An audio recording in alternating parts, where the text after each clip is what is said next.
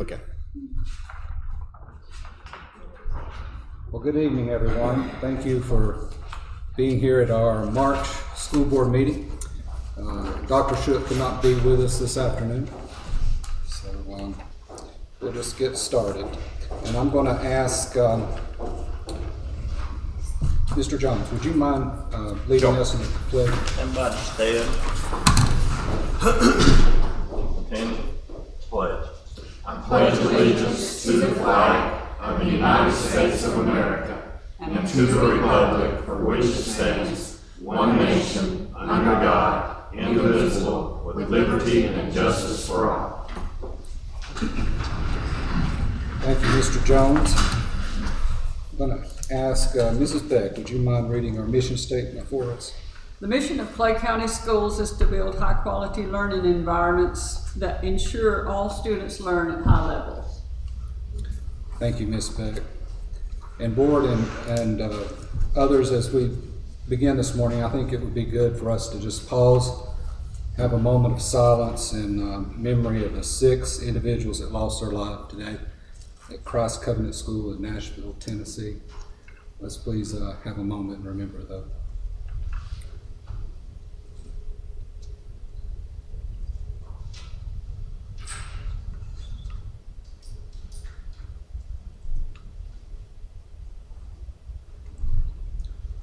Thank you. Thank you, everyone. Our announcements is that we have our next school board meeting on April the 24th, 6 p.m. The approval of our agenda. If we could have, if there's no discussion, if we could have a motion to approve the agenda. I'll make a motion to approve. Ms. Crawford. No, second. Ms. Beck. All in favor? Aye. Thank you.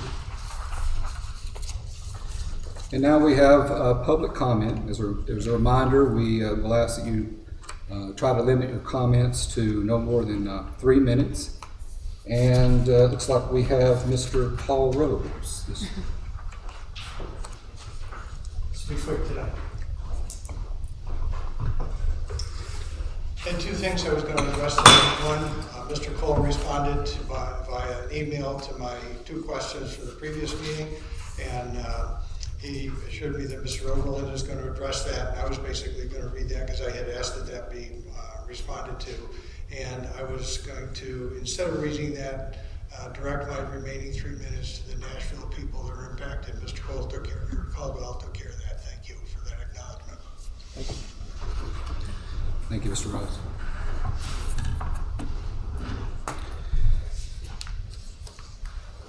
Mr. Coley, recognitions tonight. Yes. Just some quick recognitions.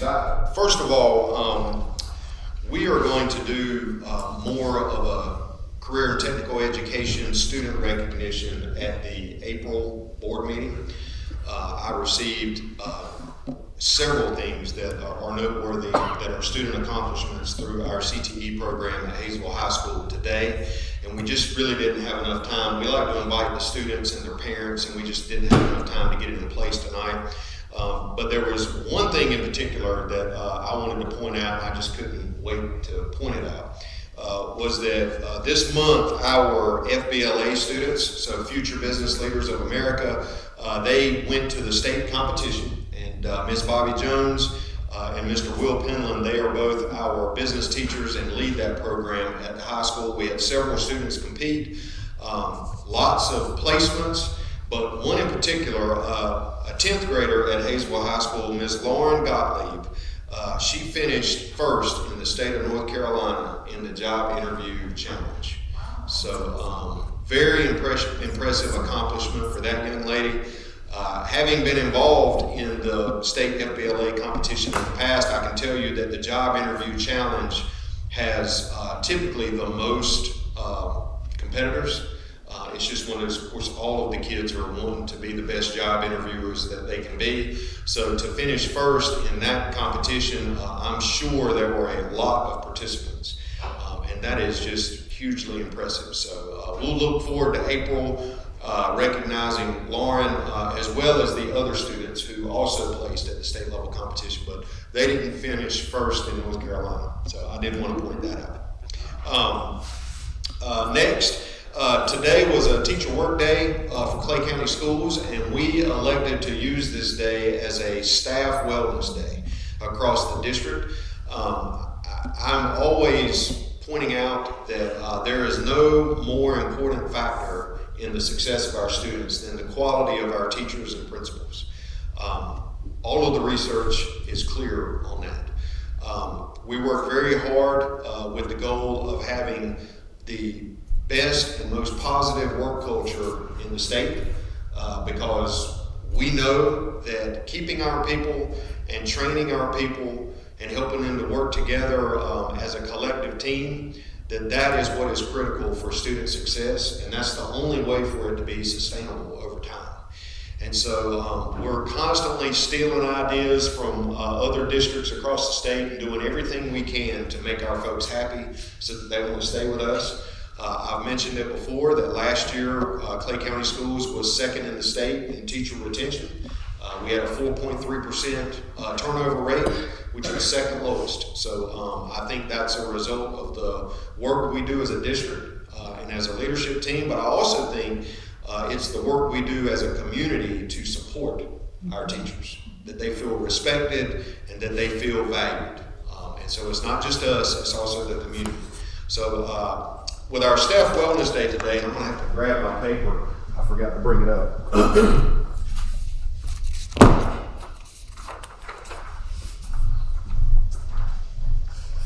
I have to give a lot of credit to Melissa Godfrey for putting this plan together. I'm sure that other people were involved, but I don't know who that is. I just know Melissa, our Hazel Elementary School principal, kind of took the lead in putting this program together. But between 8 and 10 o'clock this morning, we had blood work being done by in the health science room. That would allow our students to have their health checked from their blood work. We had Tanita scale readings and BMI and water intake. That was downstairs in the teacher workroom. We had hearing and vision screenings for all of our staff. We had blood pressure readings for all of our staff. We had booths, hands-only CPR, stop the bleed, heart attack, and stroke recognition training for everyone that wanted to drop in. And we had student volunteers at every one of those that were helping to train our staff and manage all of that. We also had hand and arm massages with collagen glove treatment. That was provided by Polished. We had many of our teachers completed a 1 mile challenge on the track. Most of them did more than 1 mile of walking because we have a lot of overachievers in Clay County Schools. And we were playing music over the loudspeakers at the football stadium while we were doing that all morning. So we apologize to the neighbors because it was pretty loud, but you know, it was a good time. We had PT, posture stretches, neck, shoulders, and feet. Mr. Tyler Ledford provided that. We had CrossFit workouts with Miss Brandy Montgomery from Murphy CrossFit, as well as Mr. Adrian Jeffries, our Director of Technology. He was one of the ones leading in that and trying to talk me into doing it, but he failed at that. We had do-it-yourself home workout for busy people. Miss Julie Greenstone was carrying that out. We had smoothie making by Kim Terrell. That was in the foods lab. And Ms. Reba Beck, she provided some art training through painting, so a way to de-stress through painting. We had Paws for Warriors. They were here with it was probably about 10 service dogs. And we had people out there hanging out with the service dogs all day long, along with the veterans that brought them. So we were thankful that they came. We had chair massages from the students at Tri-County Community College. We had sunrise yoga and chair yoga by Miss Julie Shaw. We had dance fitness with Misty. That was Miss Misty Tice. And then we had healthy, quick meal recipes with Megan lantern. So a day of taking care of our teachers and kind of teaching the fishermen to fish. The goal was to teach them how to take better care of themselves. So and then provide all the services we could. Miss Godfrey, like I said, did the lion's share of the work on this. And I also want us to keep her dad in our prayers. He had some medical things that came up this weekend and had to be taken to Gainesville. So Miss Godfrey was not at work today to be able to, and I know how much of a control freak she is. It killed her to not be here in charge of making sure everything ran well. But she was with her dad today, which is where she should have been. So we keep her. Comment about that, Mr. Cole? We also had a kickball tournament this afternoon as well. And who won that? It was a tie. It was a tie. It's gonna be primary school, but it's a referee. So obviously, there were some complaints about the umpiring at the kickball tournament. So I'm not clear on who won. I guess it's a tie. But yes.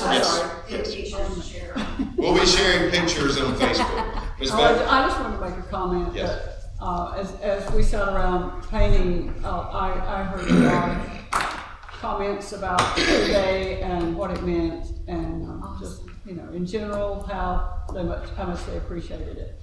Well, it's a lot of work, but not as much work as trying to find good people to fill jobs that open. That's true. So I would much rather be proactive and do everything we can to show our teachers that we value them. And again, a lot of these things were provided by business owners in our community for free of charge. So I mean, again, it just shows our teachers how much they're appreciated, and that's what matters the most. And maybe next year the Roses can bring baby ghosts to cuddle in there. We're open to anything.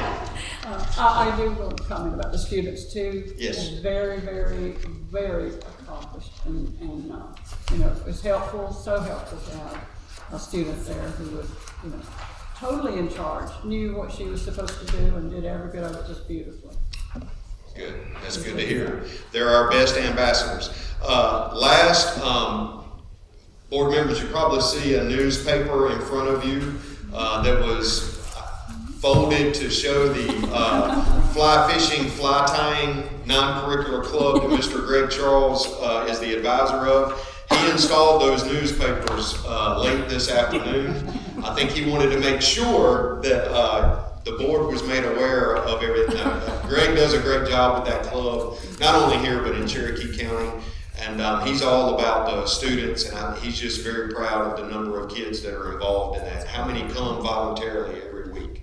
So we can recognize him for doing that as well. He does that completely on his own time, and he writes grants for the funds. He doesn't get paid a dime for that. So thank you. Thank you, Mr. Cole. Some good news, and this sounds like it's a wonderful day, and thank you for the community businesses that offered their time and expertise at that as well. And Miss Beck as well. It was so much fun. Right. So much fun. Very good, thank you. So our reports, we have the Hayesville High School Scholarship Committee report. Mr. Oakland.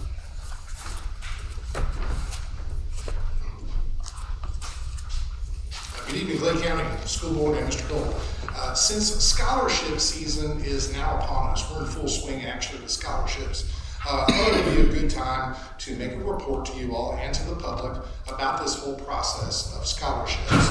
And what I'm talking about here tonight is not university or college scholarships that students get directly from their school. I'm talking about local, Clay County funded, Clay County created scholarships. Our students this year are top notch. We have a really great senior class. They're super accomplished, they're high performers, and they're going to go do a lot of great things with some help from Clay County. So before I get too far into things, I should just say how incredibly generous this is. That our community groups, our churches, our clubs, and our individuals in Clay County do sponsor these scholarships. They range anywhere from $500 for a one-time scholarship up to tens of thousands of dollars over the course of college. But every one of them are important and makes a difference for our students. Adrian, next slide, please. The FAFSA, I let's see if I can say it correctly and say what it stands for. The FAFSA is the free application for federal student aid. This happens every year in the fall with seniors, and we try to help them as much as we can get this FAFSA completed. It's an online form, but it does take the tax returns from, I think, the last couple of years from that student's parents and guardians. The FAFSA is required for any kind of university-based aid or scholarships. We don't necessarily require it for local scholarships, but I would say all of our seniors who are planning to go to college are completing the FAFSA. We do host a FAFSA night in the fall. This year we kind of combined that with a college information night. We set it up in the commons of the high school, and we had 10 different universities from around the area show up and set up a table and talk with our students and with our families. And then when that was winding down, we all moved over into the lecture hall and got a presentation from 2 outside experts in the FAFSA and what the steps are and why it's important. So that was super helpful. This year we added a new thing in the spring semester. In February, we added a FAFSA completion night. Okay, and the idea there is that some people, maybe just got their taxes together or just found their 2020 return, or maybe they had some complexities that were making it difficult to complete this form. So we kind of made this last push. We had 9 families show up that night, and all 9 of them completed it within a day or 2. I think 7 of them got it done that night on the spot. It was just a one-on-one, sit down, go through the forms, put in the information, and get it done. And then a couple had to bring some paperwork back the next day. But all 9 of them got that done. Adrian? We are still working with a handful of seniors who are planning to go directly into the workforce, but they've made what I think is a very smart decision. They want to keep their options open so that they can take post-secondary classes, coursework at Tri-County Community College, and maybe work towards a workforce credential. So I think that's smart, and we're still working with a few of those to get that wrapped up. Our completion rate right now for the class of 23 is about 53% as of today. All right, next slide. New scholarships. One thing that's really exciting is that in this school year, we have 7 new scholarships, 7 new local scholarships that didn't exist before. So that's really great, and we are always welcome to talking about new scholarships. So I'd like to walk you all through the process of how we, if somebody's interested in starting up a new scholarship, how that works. The first step is to contact the school. They can contact me, or Ms. Teague, or Ms. Rickett, or Ms. McCoy, but contact us and talk through with us what the criteria you have in mind. That can be as specific as the donor wants. And we kind of need like a student profile, or do you just want it to be an open process that anybody can apply? But it's helpful if we know what they have in mind for what the student would be. Then the scholarship needs to be funded. That is typically a check deposited to Hayesville High School and is put into our school's general funds. We do have a few that are held at the central office, but most are at the high school. In this early stage of development of a new scholarship, it's a good time to be thinking about who's going to make the decision on awarding the scholarship. I would say about 75% of them are, about 75% of the dollars are decided outside of the high school. That's the donor deciding, or maybe the donor has a committee, or the church has a committee, what have you. But most of them are decided outside of the high school. We do have a scholarship committee at the high school. I'll talk about that in just a minute. Mr. Irwin. Yes, sir. Could you give me an example of what you would consider to be a scholarship that has a pretty specific criteria?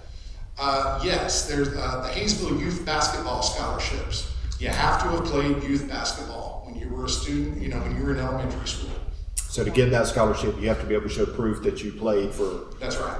Gotcha. That's right. So that was pretty specific. You either qualify or you don't. Next slide, please.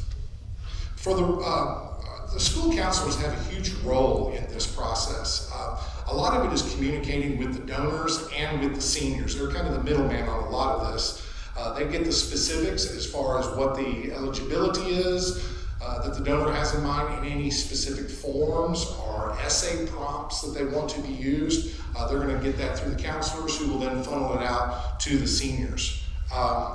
This time of year, I would say in the last couple of months, the counselors have been announcing the scholarships. We kind of wait until we know that it's going to be funded again this year. And once we're certain of that, then we'll announce it to the seniors. We'll do that in an email to all of the seniors. We will announce it on the PA system in the morning that we have deadlines coming up. We put it on Facebook, and we also, the counselors make sure that it's put into the Live from the Hive weekly newsletter.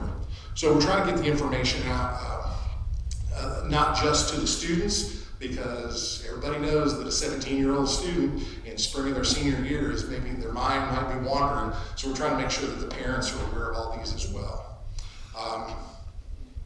Counselors also have an important role in just helping get the paperwork together. I mean, students need their transcripts for a lot of these. Well, counselors help them do that. They need their official ACT score reports. Counselors can give them that. So I've even heard of them helping proofread some essays from time to time. So they do a lot with it. Next slide, please.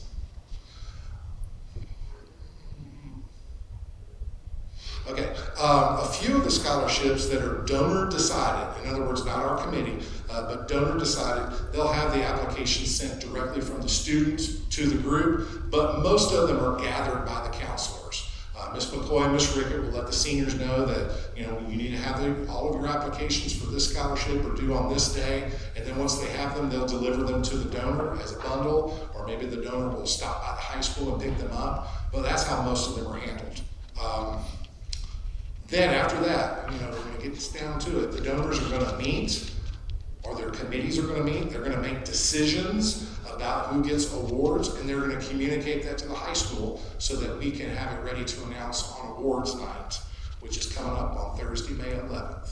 And we hope that all of our donors are able to show up that night and hand the award to the students. Next slide, please. Now, I mentioned earlier that about 25% of the dollar amount is going to be decided by our school committee. That's the HHS Scholarship Committee. We have 9 people on that. So we have 1 teacher, 9 people that vote. 1 teacher from each of the departments of math, English, social studies, science, career and technical ed, and special subjects areas. So there's the first 6. The other 3 are the athletic director, the gear up director, and the assistant principal. So those 9 people have a vote on these local scholarships that we're talking about here. The counselors are in the room. They present all of the applications to the 9 voting members, but they do not vote themselves. They're there to answer questions that might come up. They keep the ballots, but they do not vote. One thing that's also important is that they make sure after everything has been decided, announced, we've had awards night, they hound our students to get their thank you notes written. Okay, so that's really important. That, if somebody's funding a scholarship, the least we can do is write a quick note and tell them we appreciate that. Next slide, please, Adrian. For the payments, the final step of this is getting the money to the colleges and the universities. We always make payments directly to the post-secondary schools. They do not flow through students or parents. They don't go through their accounts. It's a check written by us and going to the college or university. Again, most of those are handled and processed through the high school bookkeeper, Allison Ash. There are a few that are handled at the central office. But for those at the high school, really for all of these, they're all held in separate accounts within our journal of accounts so that there's no commingling or anything like that. We can look up exactly how much money is in each scholarship at any time. So then, in July, in the summer, the high school bookkeeper sends a letter to each of the universities for every student who got an award, a local award, to go to college. We tell the college how much money that was worth, and we ask them to verify enrollment for the semester and send us an invoice. That's the key step. Okay, we don't cut a check off of an Instagram post of move-in day or anything like that. We actually have to have something in writing from that university. So oftentimes that's that can be a holdup because some colleges like to wait until they've done drop ad and then send out those scholarship invoices. But we do it twice a year because colleges bill twice a year. And for the fall semester, that's typically done by mid to late August for the most part. Every now and then there'll be one that goes into early September. And then in the spring semester, they're mostly done by mid-January. And again, we really appreciate the generosity. this is a huge help to our families and our students. So thank you, Clay County. Any questions for me about scholarships? It's a busy time of year. It's just an interest, I think. The amount of the local scholarships, generally from last year, do you remember like a ballpark figure of about how much it was? I know that what we have in the high school accounts right now for scholarships is north of $30,000. So it's significant. And that doesn't include the ones that are held here at the central office. I know there are some large ones here.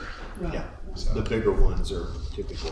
right. Mr. Overland, what percentage of the local scholarship dollars would you say are decided on by the actual committee that we have at Hazelville High School, not by a donor selected committee outside of the high school? It's about 25% that our high school committee decides, about 25%. So about 25% of the total local scholarship funds are decided by that committee. That's right. The big scholarships like the Bill and some of the other ones, they have their own committee, correct? That's correct. And they just inform us of who they've selected. That's correct. I would say the larger ones that our school committee decides is the London Family Scholarship and the SECU Scholarship.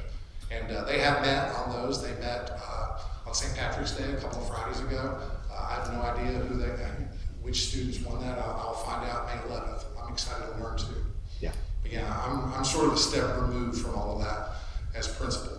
One thing that's important to know about the committee is that we keep family members, we keep immediate family members off of it so that there's no conflict. So for instance, the special subjects area teacher this year is Chad McClure. But next year, whenever Chad's son is a senior, we'll have a new person on there. Chad will be on there. So we have kind of a changing membership from year to year because of that. Mr. Overland, I have to say, I appreciate this presentation because it clarified a lot. I mean, just because I do have a graduating senior this year, and so this was very good. Thank you. You're very Very welcome. good. Any other questions? Well, while I'm up here, as Mr. Rose said, I was going to respond tonight. This is very similar to what Mr. Cole emailed to Mr. Rose, but I just think it's good to go through the processes for having new elective courses at the high school and new non-curricular clubs. I think I'll do the clubs first because that's easier. I'll warm up with that. To have a new non-curricular club, typically that's a student that suggests it. A student might come up to me at lunch and say, hey, we think we ought to start a cornhole club. Okay, great. I need a written request, first of all. Just send me an email requesting that. And in that email, I also need to know who the staff sponsor is going to be. Because a lot of these clubs meet after school or before school, and we need to have adult supervision there with them. We don't want them out playing cornhole on their own. We want a staff member to be out there with them. So that's a key requirement, those first two, written request and a Clay County Schools adult sponsor. If those are in place, then I'll ask whoever made the request to come to the next school improvement team meeting and present and make that proposal, and then we'll vote on it. So that's the steps for a new club. Any questions on that? Now, the more complex one is a new elective class. If we have a request for a new elective class, those can come from students, teachers, parents, a community member in Clay County can request a new elective class. Those would come in writing to me. I would review them, and then I would make sure that the class is going to fit with what our students' interests are and what their needs are for graduation and just for being a well-rounded student. If I'm not sure about the interest part, I'm probably going to ask for a survey to go out to all of our students. And in that survey, we're going to be looking for information to gauge their interest in this new idea as well as our current offerings. If it looks pretty good, if it looks like there's a good group of students that would be interested in that, then I would take it to the school improvement team, let them make a decision on whether to include it in our course offerings. Now, I will say that right now, this time of year, we're starting our registration process with all of our rising 9th through 12th graders, which are the current 8th through 11th graders. I have to get that straight. That's all starting not this week, but next week. We're hoping to have that wrapped up by spring break.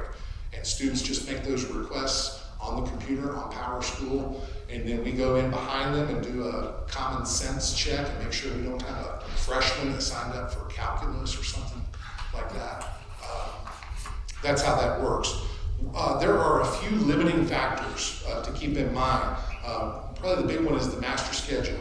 We only have room for a certain number of elective classes that can be taught by core teachers because we only have a certain number of teachers that are funded at the high school. So we're kind of at the point right now where we have 3 classes that core teachers teach as electives, and those are Appalachian Studies, Journalism 1 and 2, and Teacher Cadets 1 and 2. So I didn't say this, but any course that's being taught for credit towards a diploma has to be taught by a North Carolina licensed teacher.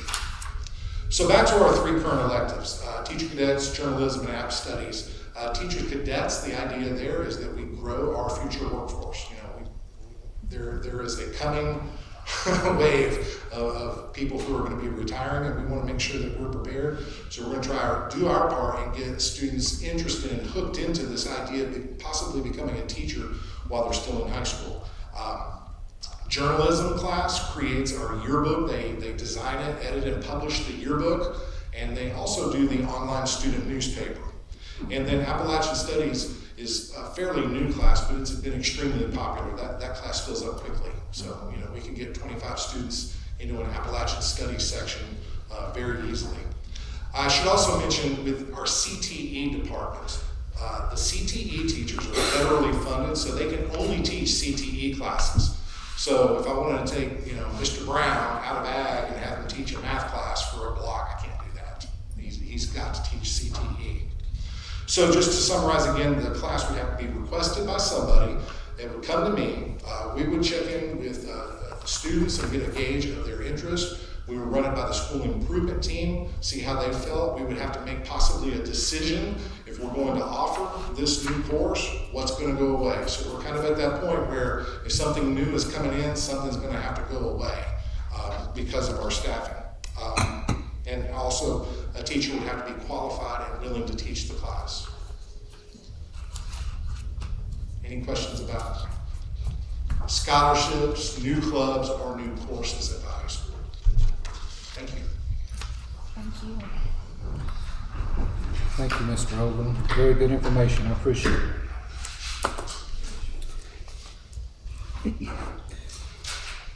Members of the board, Monday, I think a week ago, Mr. Cole, Ms. Hollingsworth, me and Dr. Shook met, and Mrs. Hollingsworth and Mr. Cole presented our proposed budget proposal. And we would like to have a first read about that tonight. Mrs. Hollingsworth, the 2023-24 Clay County Schools budget request proposal. Good evening, everyone. Okay, we'll start off with just going over each of the slides that we prepared in the presentation here. I did make a mistake on page 8 of the slide, didn't update a number, and then in trying to fix it very quickly, still dropped in the wrong number. But before you leave here tonight, you will have the corrected presentation before you leave. So we'll fix that, but I just wanted you to know while we're going through it. On the first slide, we're going to go over the actual revenue request that we are proposing that we present to the commissioners for approval. We analyzed our electrical and heating fuel increase, and we have some more information on that on a further slide. $77,908. Additional SRO match. We received grant funding for an additional SRO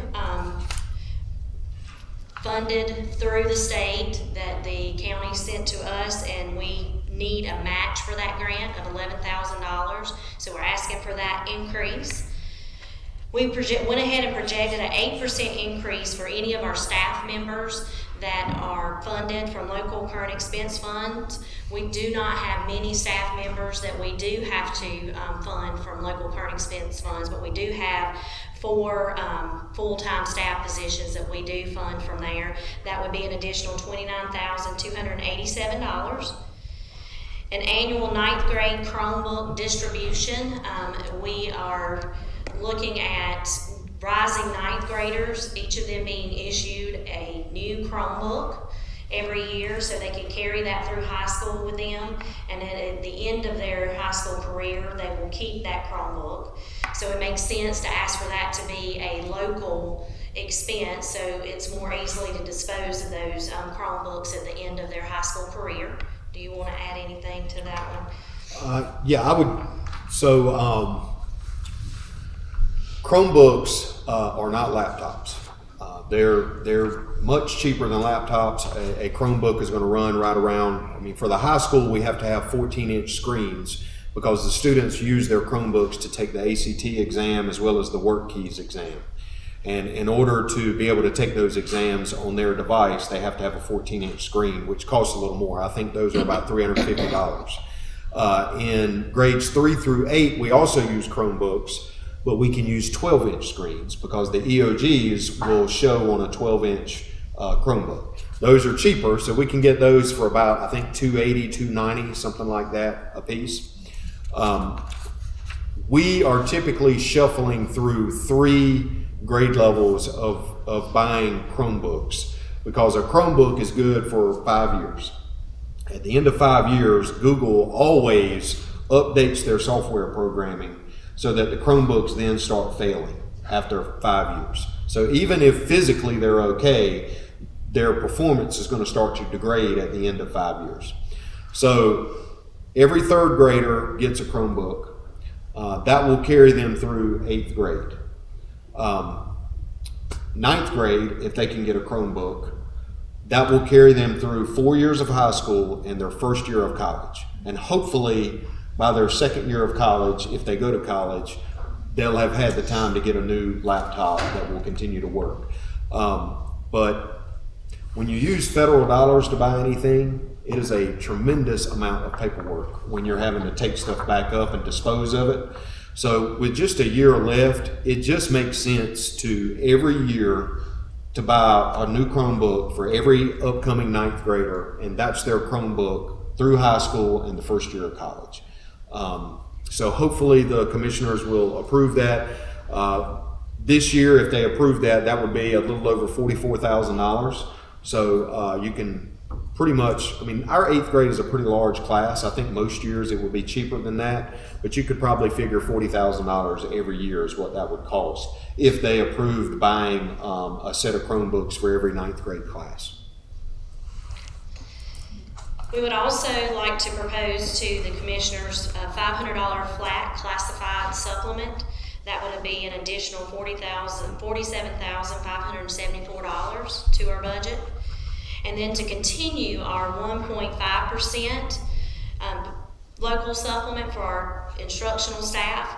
And this is considering a 10% projected teacher salary increase. So you have to remember, if you're doing a percent supplement and not a flat supplement, then you have to increase that supplement annually to accommodate those pay increases on that pay scale. So that would be an additional $13,229. And I just want a few more clarifications. So back up to the 8% projected increase of salary and associated benefits, the $29,287. So again, I think we have 4 local positions, locally funded positions right now. I think one of our school counselors is locally funded, possibly.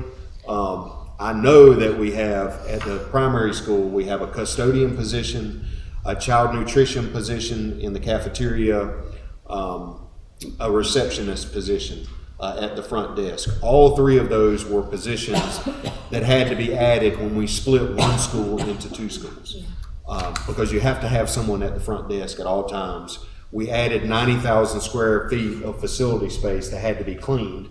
So we had to add another custodian, and we added another kitchen. So we needed 1 additional person.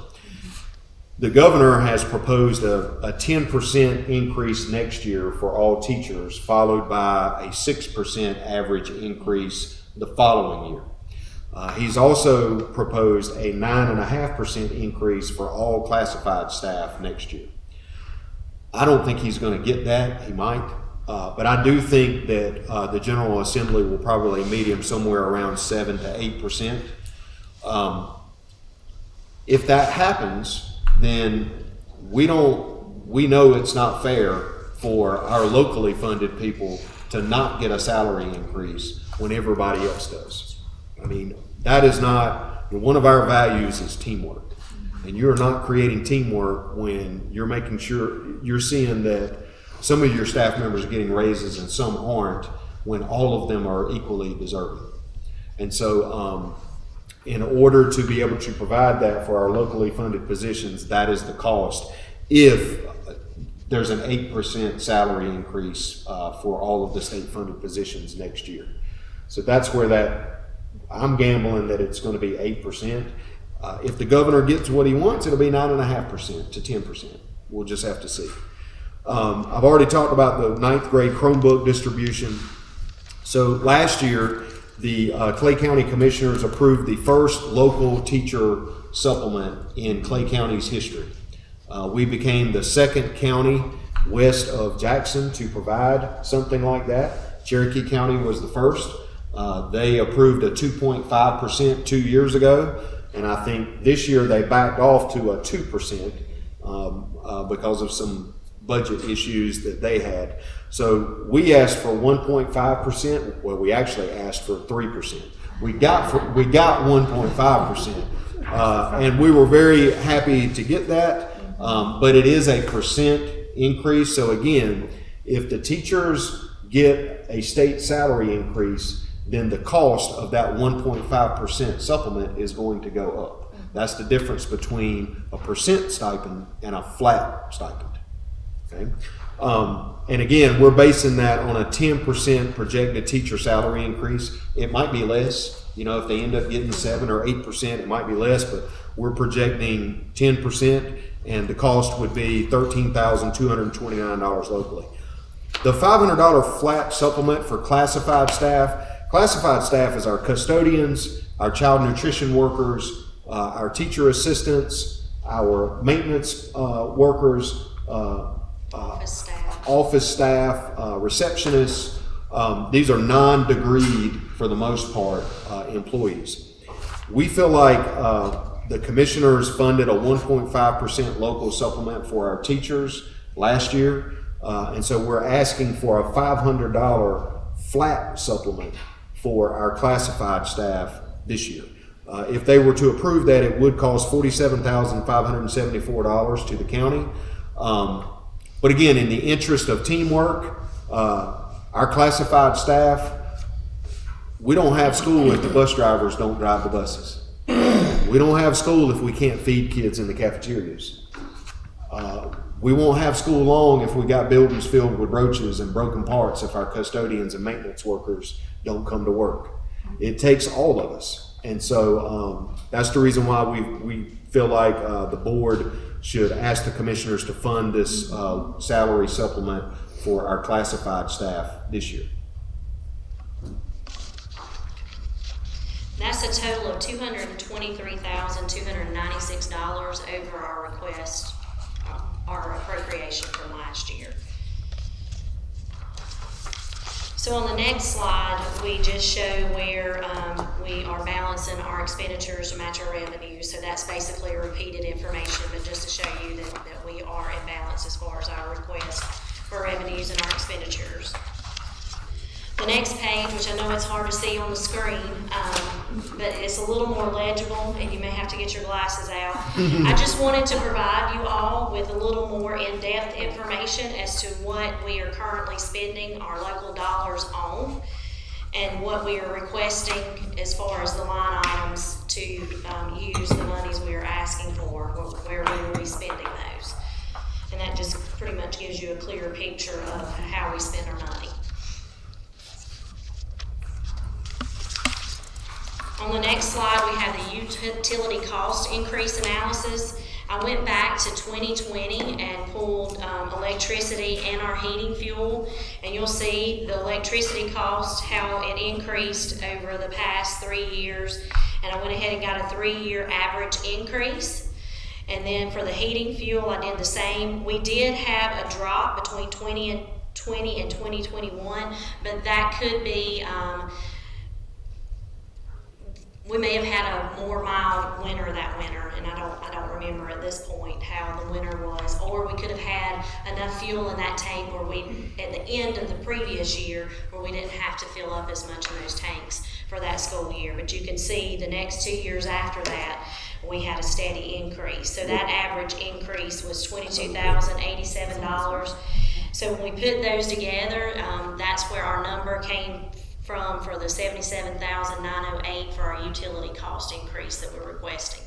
We have been able over the past couple of years to kind of just work with the money we had and be able to save money in other areas as far as like state funding, and be able to shift some of our expenses around to be able to cover the cost. But we're actually at a point now where we will need the increase to continue to cover the cost. And a few clarifications. That's also the reason why on the first slide that the electrical heating fuel increase $77,908 is first on the list, because that's priority number one. Yes. That is not sustainable. We cannot, our local government is responsible for paying our utility bills, not state government. Any state funds we use to pay for utility costs is state dollars we can't use to provide a better education for our students. And so we should not be using state funds for utility costs. I want to be clear about that. Also remember that we have opened, during the time of this utility cost analysis, we've opened a brand new 90,000 square foot facility that has to be heated and air conditioned. At the time, we had no idea how much that was going to cost. We just pulled a $50,000 kind of out of the air as just a guess about how much additional it might cost us a year to do that, and plugged it in. Initially, when we opened the school, when we asked for a cost increase or a funding increase for that, I can't remember if we got that $50,000 or not. And we did get a funding increase. At the same time, we got a funding increase for the staff members for the primary school. So just like everyone here tonight, I know my power bill is over $100 more expensive now per month than it was 3 years ago. Our bill has gone up as well. We're just heating and air conditioning a lot more space. So, and then also with the that 31,000 decrease in cost, bills lag actual usage. And you'll recall that at the end of the 2019-2020 school year, the governor shut our schools down in March. And so for almost half the school year, we didn't have kids in the building. And I'm thinking that the billing that came from that is part of that drop as well. It would have, because that would have been the 2020-21 school year, that fall. When we got the bill. Yes. So that makes sense to me. Yeah. When we started, analyzing and refilling those tanks, so we wouldn't have used as much the year before, so we didn't have to put as much in to get us started for that school year. When you subtract 1,300 little bodies from the buildings, they get a lot easier to heat and air condition. So. And just to clarify too, we don't pay any of our utilities from state funds. Now, some of the things that we do pay from our state small schools money that we are allowed to pay from there that should be a local expense, or some of those maintenance annual contracts. In the past we have asked for those funds to be granted to us as well, so we can free up that state money for other costs. So that is how we, if I can shift costs that we can over to state, that frees us up to be able to pay for some of these overages that we have and we weren't expecting.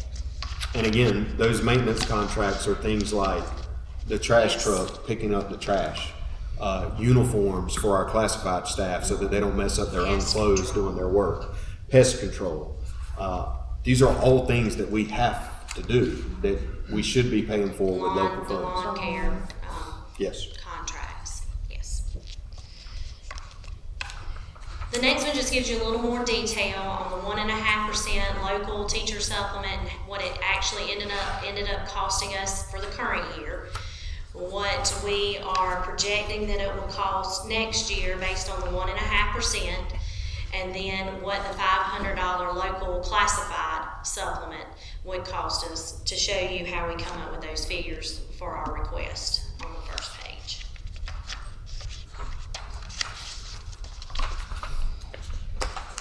This slide just gives you a history of our local current expense fund. As you can see, in 2022, we did go up in our total fund balance to $285,079, but you'll see that our unrestricted fund balance went down to $42,669.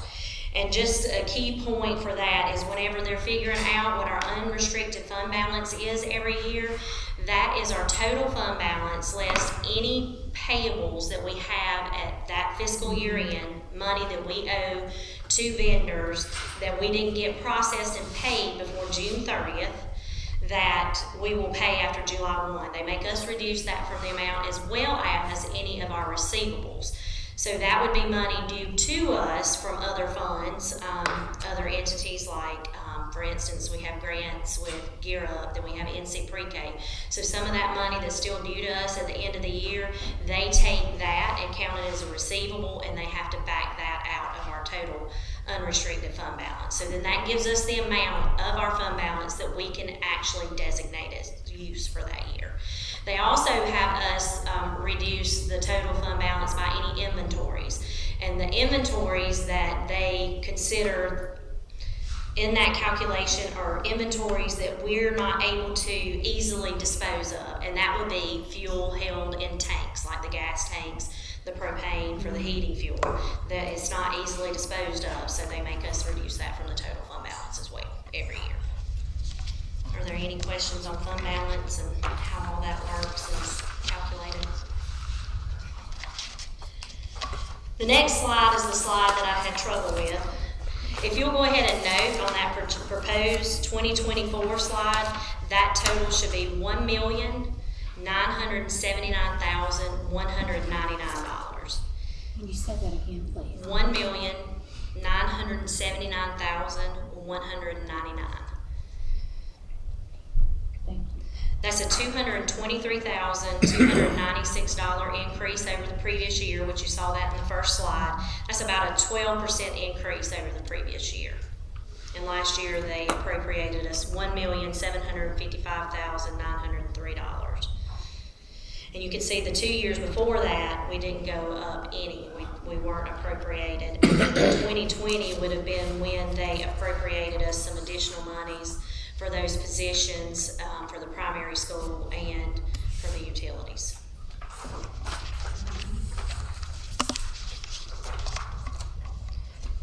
Okay, for our 2023-24 capital outlay funds request, we are requesting the school bus garage office and bathroom floors be replaced. This has been a recurring item over the past few years for $15,000. Typically over the past few years they've given us a set amount and we've had to do with it what we've been able to as far as making repairs and doing what we need to the facilities, and sometimes other things take priority over what we need to do in an office or the bus garage in the office area and in the restroom. So we do still have that on there. The floor in there, it just wasn't of the best quality when it was put in that facility, and it's just cracking and coming up in those areas. The Hayesville High School parking resurface, that's $104,434. That parking lot has not been resurfaced probably in 25 years. When we went back and did some research, and you know as well as I do that resurfacing that parking lot is important. You've got student drivers out there, there's potholes, and they're going to run through every one of them. So and it's just not safe with the way they speed through there and hit holes and damage their cars. And so that's one of our requests. The HHS gym floor, we need to repair, screen, and recoat that hardwood surface. That's $7,272. Do you want to add anything on that? Because we've had to go back and forth on that one. Yeah, just Well, first of all, to be clear, it's the HHS student parking lot, the one on the football side of the road. If you've ever parked out there in the last 2 or 3 years, it's basically rocks now. It's not really much asphalt anymore. And we've been just kind of filling and patching at the entrance of the student parking lot because we constantly develop holes there. But we can't recap it because it's already moving around. We're gonna have to completely dig it up, regrade it, pour new asphalt on top of it. If we do that, it'll be good to go for another 30 years. But it's just kind of, again, it's kind of like the parking lot at the middle school. It's just been let go until there's just nothing left, but it's just crumbling rock now. So hopefully we can get that done, but that's definitely a priority for our students. The gym floor, our air conditioning units in the high school gym are inside of the gym. And last summer, one of them, something broke on them and it was leaking onto the floor.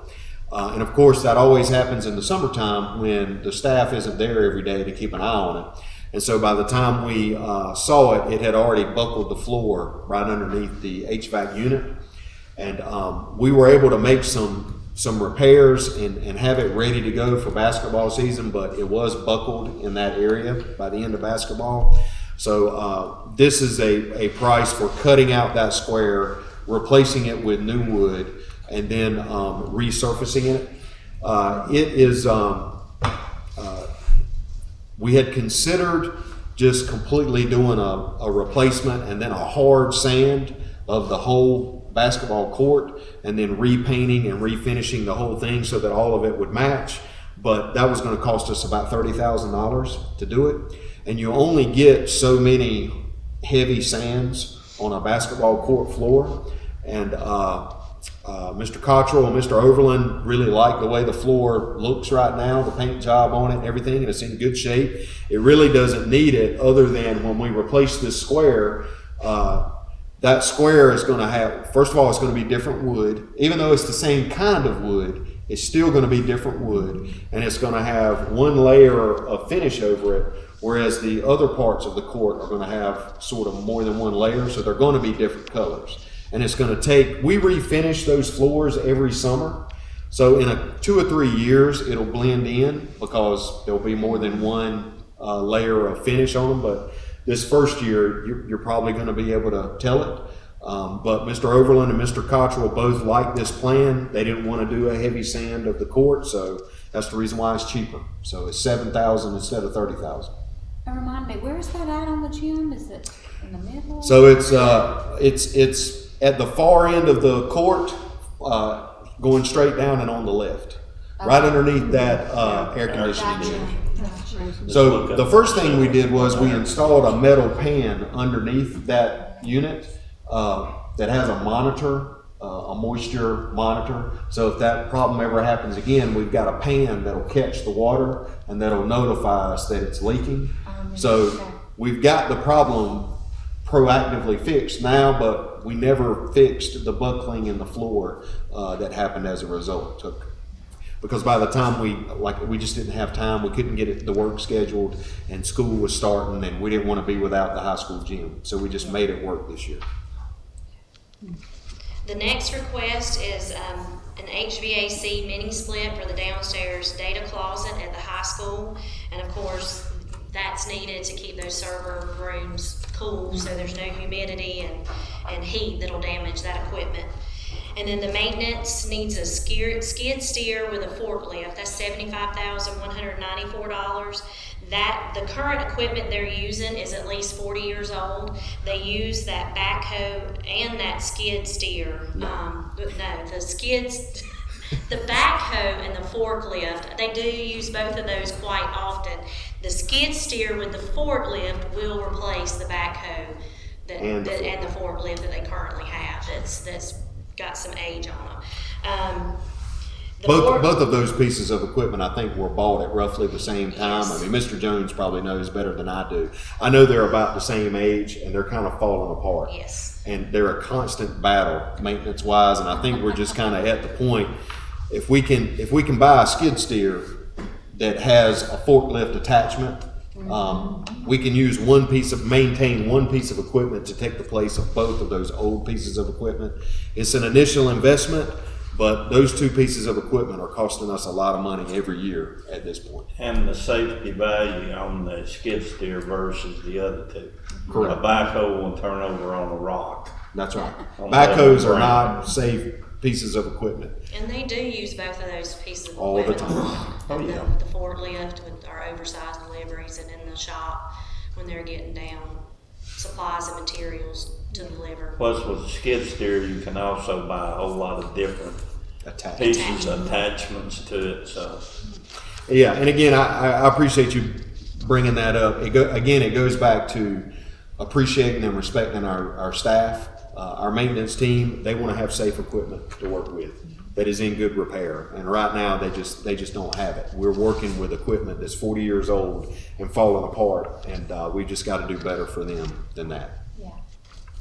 Is this a quote for a new piece of equipment? This is a quote for a brand new skid steer with the forklift attachment that will reach up to the second level in the maintenance shop. That's where they store stuff. That's, looks like a sort of reasonable price. I wouldn't have thought that would have been that cheap. It's as cheap as you're going to get a piece of equipment I like bet. that. I can tell you. Okay, on the next slide, I just wanted to update you with some information on our current lottery, the ADM funds and the R&R funds that are housed at the State Public School Building Capital Fund.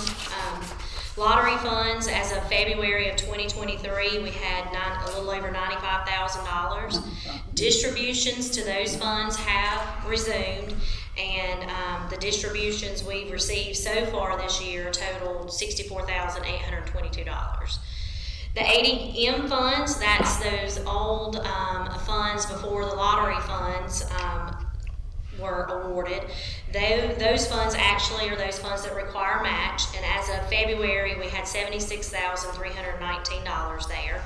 The use of these funds do require that $1 match in county funds for every $3 in ADM funds that we spend. And those ADM funds are discontinued. So yes, there's no once we further spend that money, we're not getting any more of that money. The public school building repair and renovation funds, those were the new funds that they awarded over the past 2 years, and they don't really award every bit of it at one time. They do it in distributions. So right now our total appropriation for that is $589,072. We've had total distributions of $103,346, and then we have an unallocated balance of $485,626 there.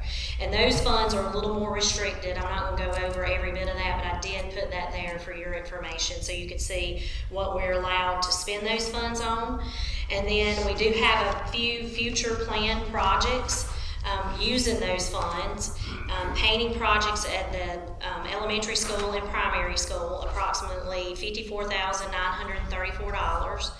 Partial funding a flooring project to replace current carpet and tiles with LVP, and that would be at the high school. ESSER funds we can use to help with that project, but we would fall short, so we would need approximately $60,000 to $70,000 depending on additional quotes that we're waiting on for that project, and hopefully we get those in this week. And then the Hazel Middle School HVAC mini split install, we're using athletic grant funds for that, and then we'll need approximately $14,000 to go with that to finish funding that project. Just some clarifications. I do want to say that with the public school building repair and renovation funds, we can only use those funds for classroom facilities. So we can't use those funds to redo the student parking lot. We can't use those funds. I was really, when I first saw these funds, I was like, okay, that's going to help us redo the turf on the football field that has about 2 years left. And that's going to cost about $600,000 to $700,000 to redo when we do it. We share that facility with the community. The doors never shut on that. People are walking on the football field, community members all day long. And so I feel like it's a shared space with the county. So I was thinking that, we have PE classes on that football field. But when we asked DPI whether we could use these funds to replace that turf, because we use it for our PE classes, they said it can only be used for classrooms. And classrooms have walls and roofs. And it could not be used for athletic facilities. So Shelley and I tried very hard on that and failed. But I was, so anyway, I just want to be clear to anyone watching at home. We can't use that $500,000 roughly for just anything. It has to be for classroom facility work. That last word, what got us? That's right. Room. Exactly. And another thing to point out too, with the parking lot resurface, the lottery funds, we just started receiving those distributions again, and we don't have enough balance to cover that full project there. So we'd like to hold on to that for other projects if we can and start replenishing that money. On the next slide, the 2022-23 county capital outlay funds, just to give you an idea of what we've spent, the $75,000 we were appropriated this year, what we spent those funds on. A maintenance department pickup truck that was needed. They had very aging vehicles and were down to one vehicle that they were having to share. Steve, Mr. Livers didn't have a vehicle to use around even campus either. He was able to use the Ranger, isn't that what they have? Or the golf cart. He was able to use that to get around campus, but when the weather's not good and it's cold, that's just not, and certain things that you have to take to the schools, that wasn't good, so we purchased that.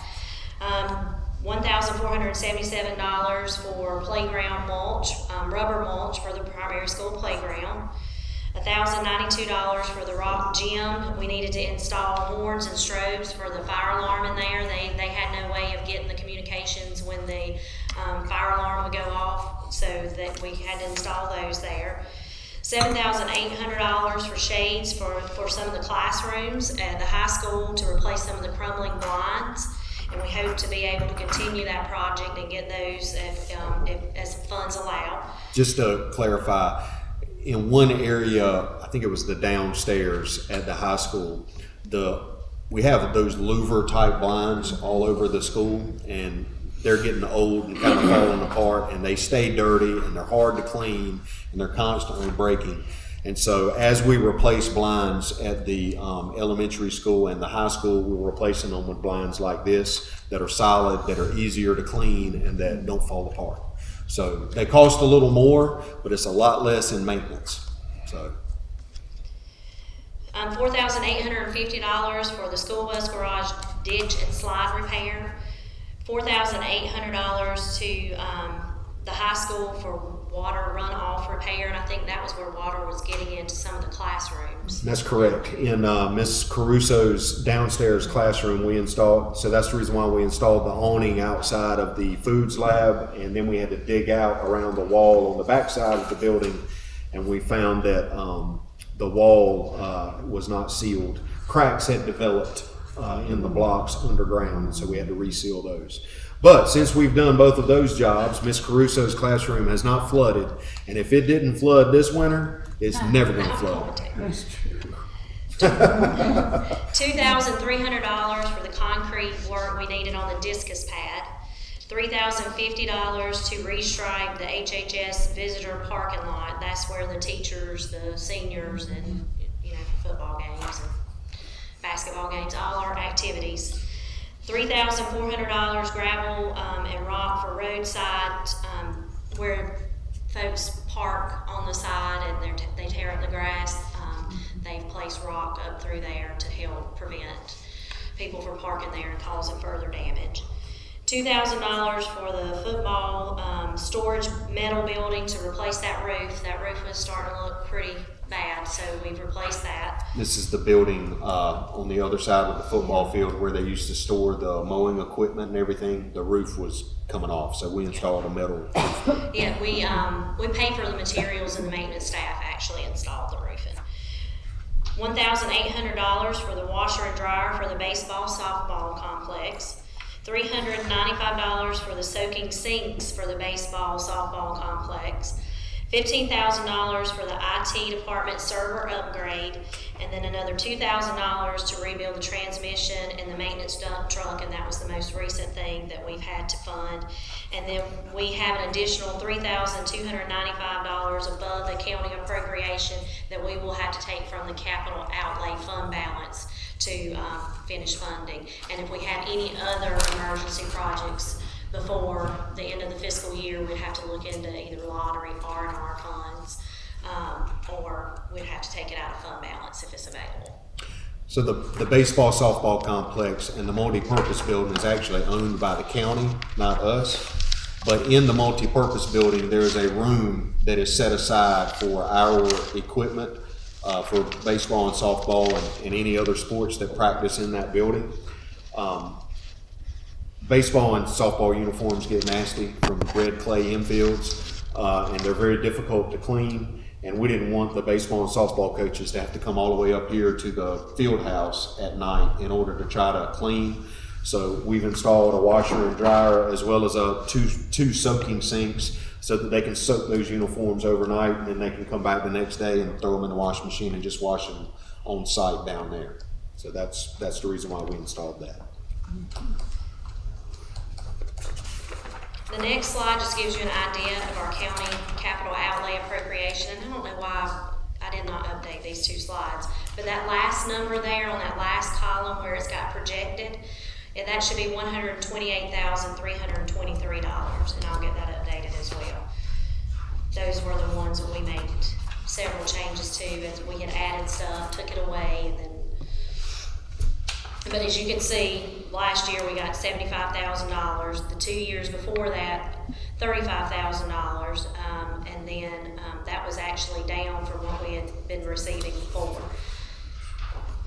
And way back in 2015, we got $280,000. So we've been down for some time with what we've been getting with capital outlay funds. Mm-hmm.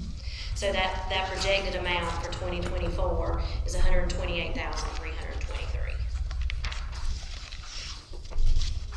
And then for future county capital outlay considerations, we plan for additional classroom space at the primary school if our ADM continues to rise. For the kindergarten through second grade, we're already out of space there. Do you want to elaborate on that? Yes, there are no more rooms at the primary school. To the point that right now, if we get a kindergarten class next year, the same size as the kindergarten class we had this year, we're going to be okay. If it goes up 2 kids from this year, we're going to have to probably move a second grade class up here to the elementary school into one of the pods, which is going to be very challenging logistically for the parents of those second grade kids, because their kids are going to be on an entirely different campus than the rest of the students. But we literally, even if a trailer classroom now costs about $125,000. But even if we had $125,000 to buy a trailer, it would take us about 6 to 8 months to get it. So we wouldn't have it until half the year was done anyway. And to be honest with you, I don't really want to put a trailer at the primary school if I can help it. So we could move some folks around in the pods and create a classroom space for a second grade classroom. But again, Clay County is growing student-wise. And so that's the reason why, this new school, it's imperative that we build it with the extra space we need for growth in the future. Right. And that's also why we're not demoing the current elementary school, because that will allow us, we'll have some additional space that we can use for the offices for the people that are currently in the pods, but we can also use for classrooms down the road if we have to. So. Have you given thought about adding on to the new Pageville preschool? I would love to be able to do that. If we could add one more pre-K classroom and teacher, we could make sure that every 4-year-old in Clay County was a part of NC Pre-K. Have you looked to see where? I mean, have you? We can't put them, we don't have anywhere to put them. Again, No, I'm asking about the building, adding building on. something. Yeah, where would you put it? I haven't thought about pre-K, no. If we added classroom space anywhere, it would have to be in front of the cafeteria behind where we have the dumpsters right now, sort of that area that overlooks the baseball field. That's really the only space that we have. We could add there and then connect it to the gym hallway. So that would allow us to, maybe move some first grade classrooms, or we could create space that way. But if we add brick and mortar facility space at the primary school, that's where it's going to have to go. Right. And not in between the two L's, right? Well, that's not Playground exactly. area. Yeah, between the fence and the that wing, well, not in the playground area, because that's where all of the drainage is. There's a space between the fence, again overlooking the baseball field, and the first and second grade wing where they just put some picnic tables in. But I don't think there's enough space right there to add classrooms. The only place where we could add a wing would be on this side of the cafeteria at the primary school, behind the bus parking lot, on that ledge that overlooks the baseball field. That's the only space we have where we could connect it to the main building. How wide what's the dimension I don't know off the top of of my the head. classroom? I don't know off the top of my head. I just know that Mr. Livers and I have already looked at that space for trailers and access to power and everything. So if we were going to do brick and mortar, it would have to go there. That's really the only space we have. Is there any grants or anything for additional The at same the state? the besides same that grant one? that we used to write for this.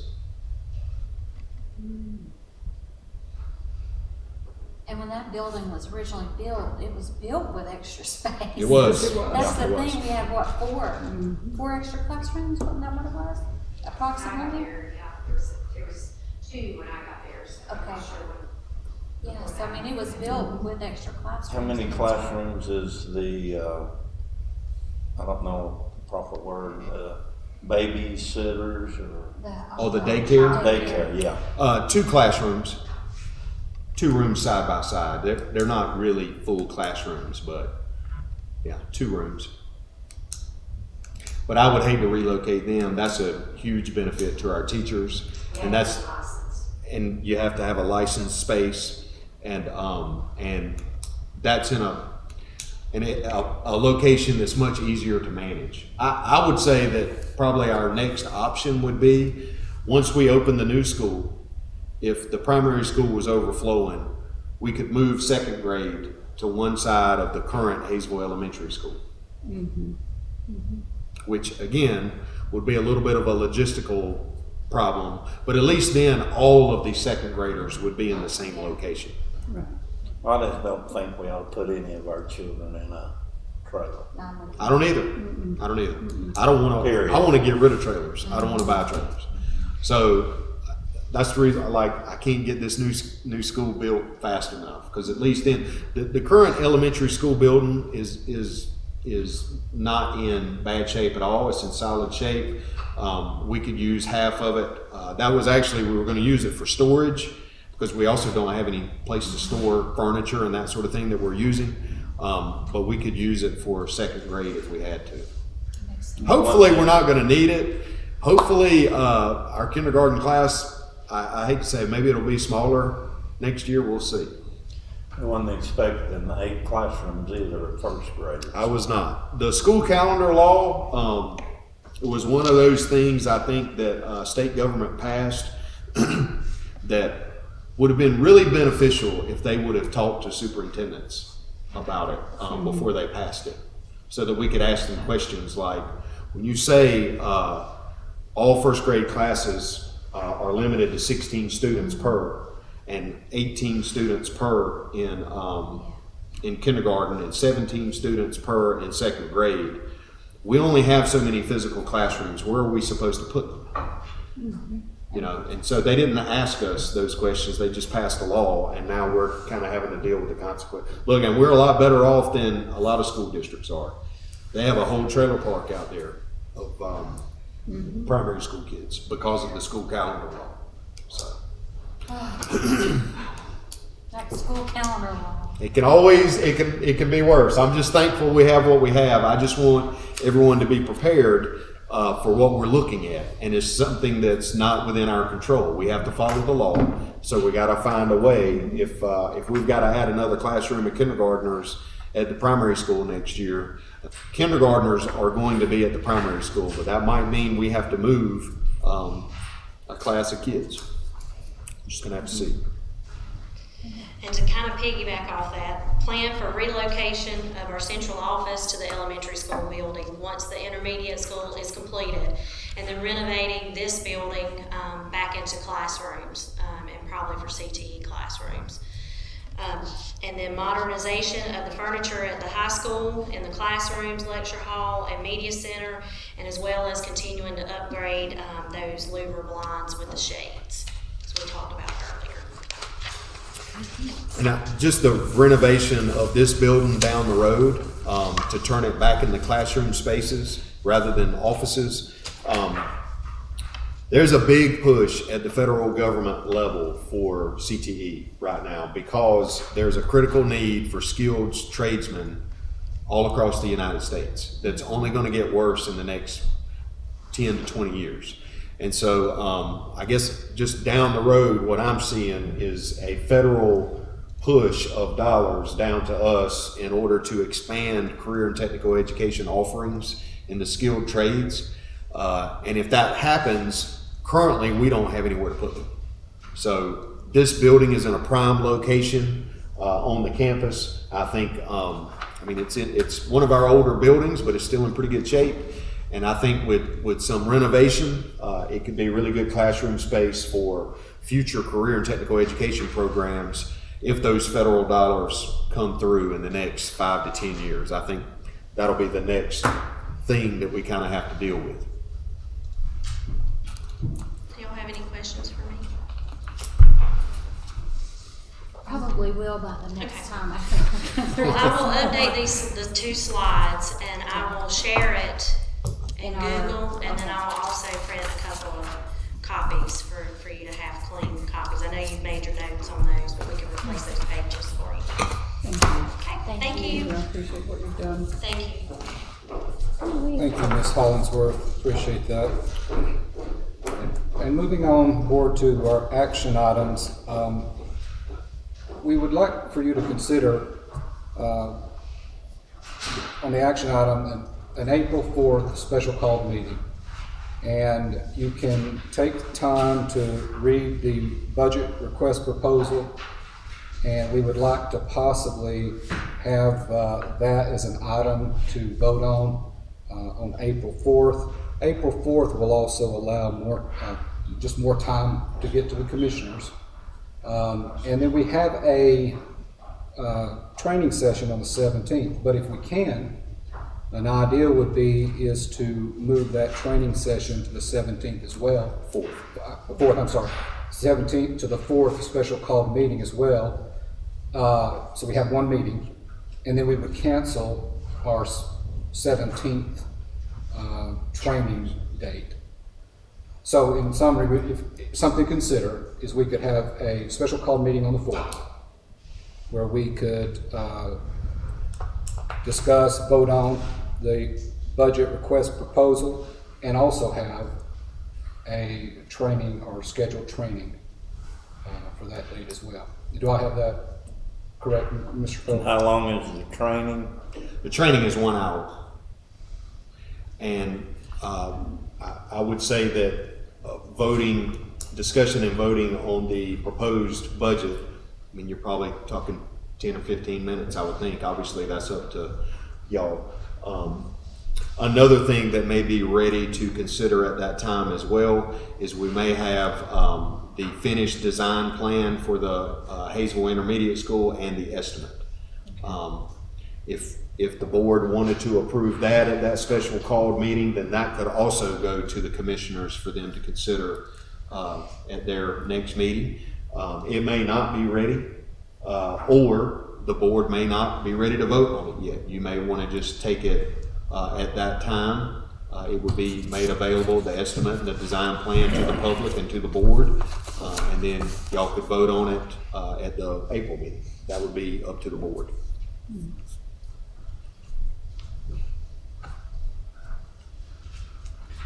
So discussion, comments about that plan? What time are we thinking on April 4th?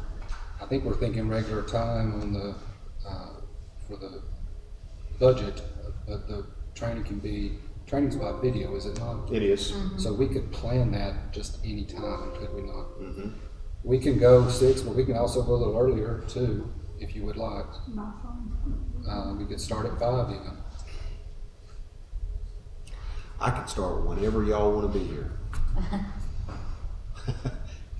I'm in favor for us putting them two meetings together. Are you, Mr. Jones, are you agree with, for the April 4th to be a good day? April 4th would be fine with me. Start somewhere around 5, get it over with. 5 o'clock? Yeah. So we could have, if this is a plan, we could have our regular meeting to discuss the proposed budget, and then start the meeting at 5 o'clock. However long that takes, if the other school information comes, but after that, then we will go into a training, a regular scheduled training. You'd adjourn the special call meeting once you voted on what you want to vote on, and then we would just have a training session that would be closed. So you, no. So I think that would be fine. Do we need a proposal? Well, you know, we're just discussing it right now, and then if there's any more discussion, comments. I'm good. Does someone want to make a motion for that? I make a motion that we start at April the 4th at 5 o'clock. Got a motion? We have a second? I'll second it. Mr. Jones has a motion, Mr. Beck has a second. All in favor? Any opposed? Thank you all.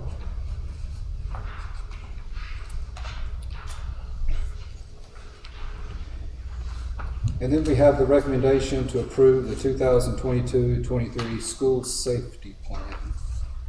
And members of the board, as a reminder, we were sent this in our Google Drive last month. And Mr. Cole, if you want to make any comments on that as well? Yes, this is just an annual approval of school safety plans. The law requires that the school improvement team at each school review and approve their school safety plan every year, and then the school board has to also approve those. I shared them with, we cannot make those public, obviously for security and safety reasons, but they were shared with the board members for review through your Google Drive last month. So we just need an approval by the board of those school safety plans. Thank you, Mr. Cole. We got any comments or questions about the safety plan that was sent previously for our review? Can we have a motion to approve the 2022-23 school safety plans? I'll make a motion to approve them. Ms. Crawford, do I have a second? I have a second. Ms. Beck, all in favor? Aye. Thank you.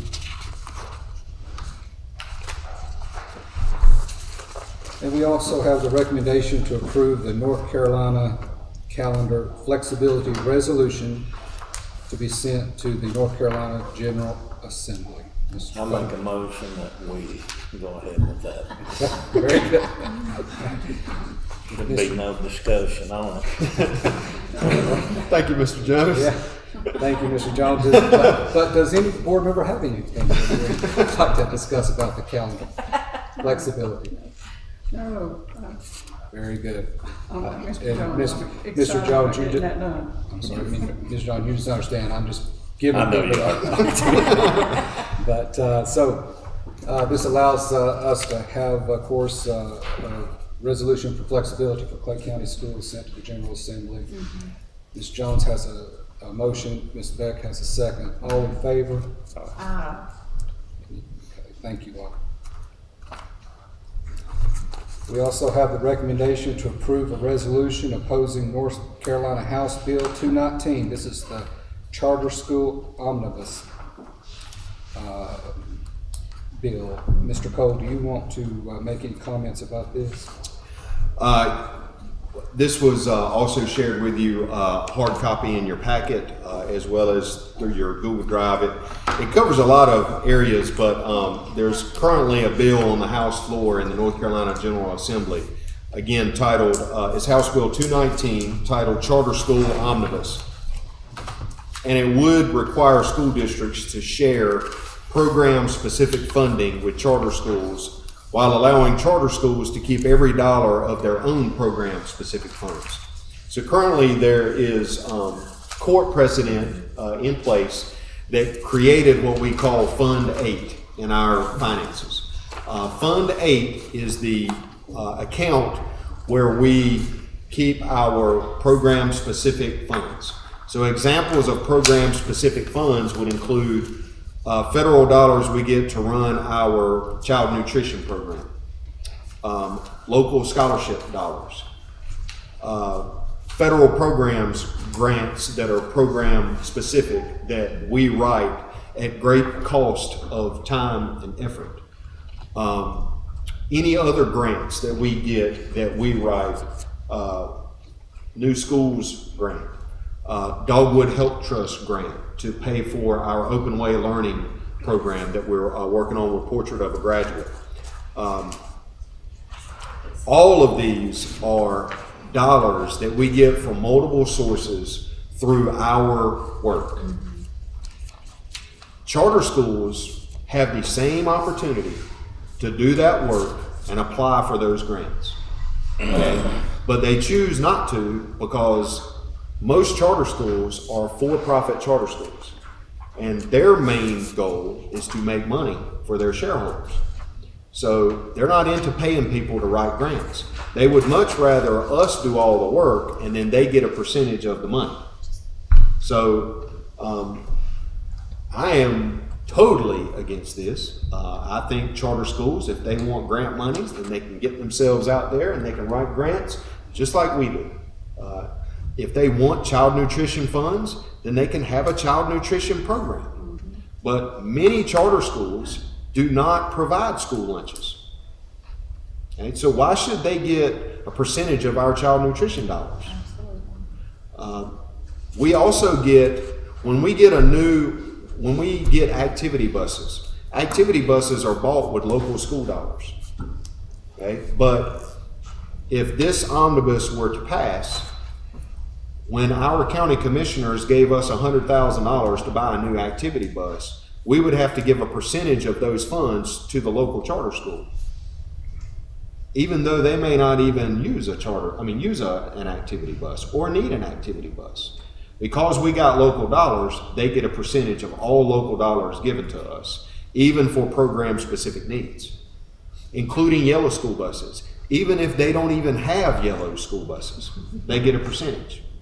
To me, look, and I understand school choice, and I'm not opposed to it. But it's also supposedly about competition. I'm not afraid to put our school system up against any charter school or any school district in this state. But the rules have to be fair. Okay? We expect them to be fair in the private sector. They ought to be fair in the public sector. So if you wanted me to compete, if they want to compete with us, they can write their own grants. That's what I say. And they can hire someone to do it, just like we have to. Which we don't really hire people. We have people like myself, Ms. Owens, Ms. Clemens. We write our own grants with the people in our employ.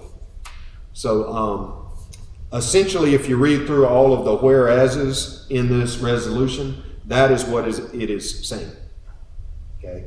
And some additions, like we get NC pre-K funds to run our pre-K program. Most charter schools don't have pre-K classrooms. but they would get a percentage of those funds if this omnibus is passed, even though they don't have pre-K. I mean, that's just ridiculous to me. Yeah. Smart Start, same thing. They would get a percentage of all of those funds. And also, let's say that charter schools listen to me, you know, like if I were king for a day, and they did write their own grants. There's nothing in this charter school omnibus that would then require them to share a percentage of those funds with us. Like, why do we have to share our funds with them if they don't have to share their funds with us? I mean, clearly that is not fair. That's not a fair business model or practice.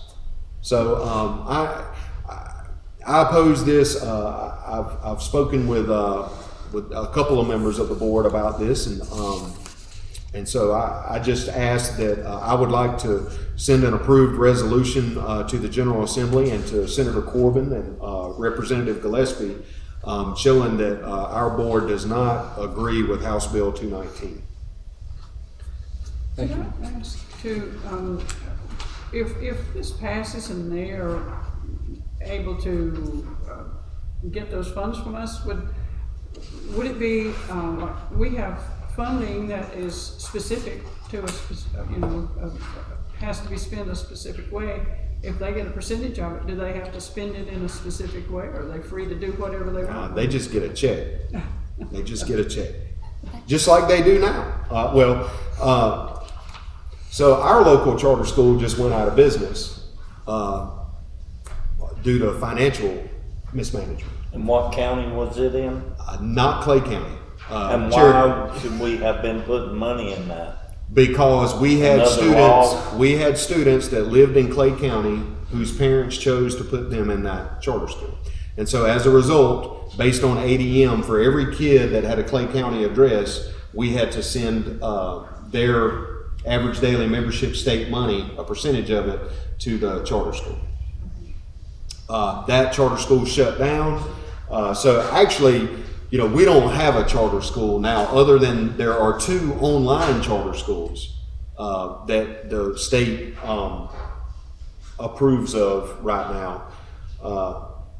And of course, y'all are going to get me down a rabbit hole on this, but both of those state charter schools have been failing, low-performing schools since their existence. They've never been above D schools, ever.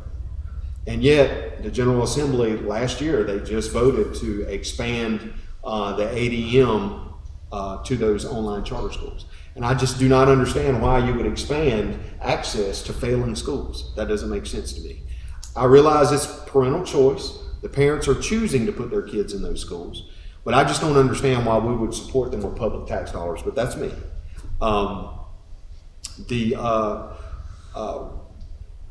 think it's like 40 to 50% of all charter schools nationwide shut down within the first 6 years. And 50% of those that shut down due to financial mismanagement. The way charter schools get their money is in a lump sum, and then they have to manage that. And that's difficult. You know, when a school district or a school is a complex operation. And so, you know, we don't get our funds in a lump sum. They come in multiple funds that we can only use for certain things, which is a lot of work for Shelley and I. But it's also a safety mechanism that helps us protect taxpayer dollars. And charter schools just aren't required to run that way. So as a result, they have a lot more freedom and flexibility. I think as a result, there's a lot higher percentage of failure. So. And I think what helped on coming up with this resolution was that training that we received too. I mean, it was just a small portion of that, but that was insightful in helping us come up with this resolution as well. Yep. Thank you, Mr. Cole. And any other discussion or comments? So can we have a motion? I'll make a motion. Second. Ms. Crawford and Mr. Jones, all in favor? Y'all are in favor? Aye. Yes. No opposed? Thank you all.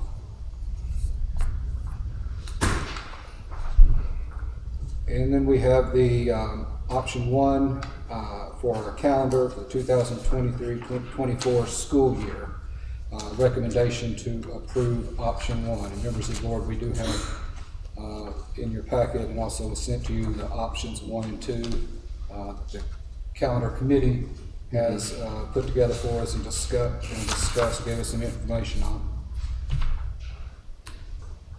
Any discussions at this time about the recommendation to approve option 1, the Clay County school calendar for next school year?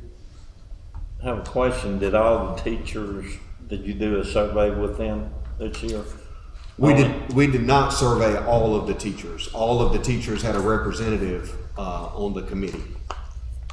And they took their normal time of having an opportunity to leave their meetings and take the options back to their staffs at each of the individual schools and take feedback, and then they would come back and meet again. So we kind of did it that way as opposed to an online survey. And So- we had I'm sorry. So the teachers picked option 1 then, right? The committee. The picked committee option 1. from their teachers. Yes. They listened to. Yes. Okay. Yes. And if say this resolution, if they were to grant us our local control over the calendar, which Oh, if we could shift this at any point. yes, we could. So if I were king for a day and we got calendar flexibility, then we would absolutely revisit this, and we would want to adjust the calendar to start school 2 to 3 weeks earlier and end 2 to 3 weeks earlier, so that we could match the Tri-County Community College calendar and have our state exams before Christmas break. Yeah. But it wouldn't be no big deal to just change it over. No, we could do that very easily. Yeah. And with board approval, we would do it. But this is the best we can do right now. All the questions I have. We're still testing after spring. We're still testing after we return from Christmas break. Yeah, this is, but we don't have an option. Well, the only option is to have a shorter fall semester than spring semester. And we did that last year. Right. And then because the high school teachers wanted to do it, Right. honestly.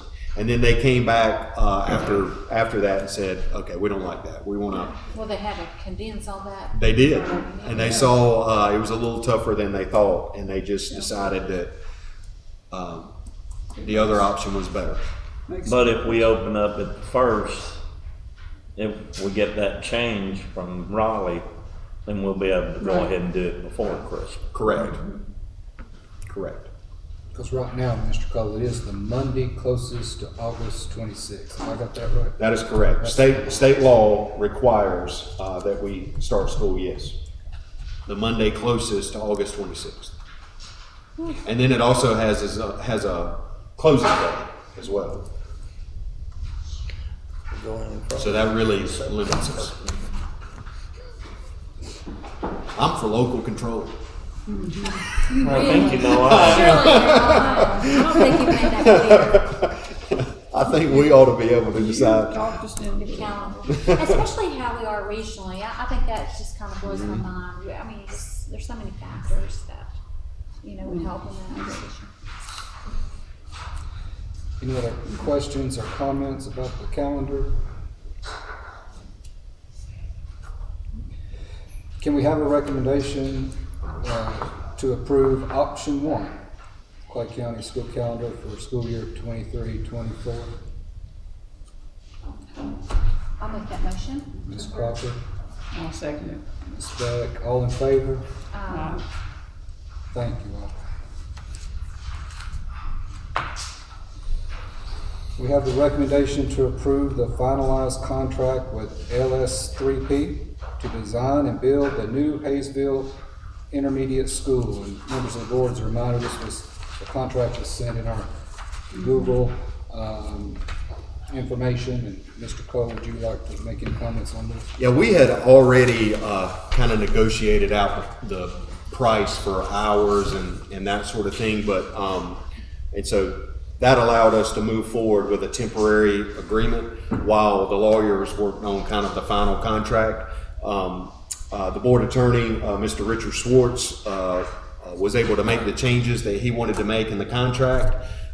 He submitted those to LS3P. Their lawyers reviewed them and approved them. LS3P signed the contract, sent it back to me. So I am now putting it for the board for approval. And if the board approves, then Dr. Shook and I will go ahead and sign it once he returns, so that we'll have a finalized contract with LS3P moving forward.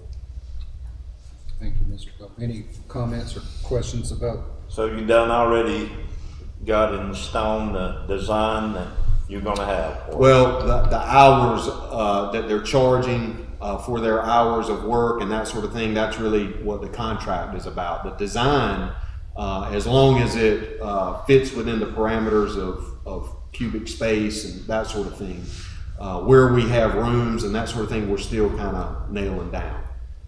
Well, hopefully we'll get some information this next week, hopefully. We should get it this week. That we can look at on April 4th. Correct. Possibly. Possibly. For the design. Correct. We're supposed to get the estimate tomorrow, and the subcommittee is going to view all of that on Friday, and so then hopefully on April 4th I can share that with the full board for your review. I'm kind of confused. If we go ahead and make a motion on this tonight, then it's done. We can't change anything else, because if I'm understanding, the design is done, and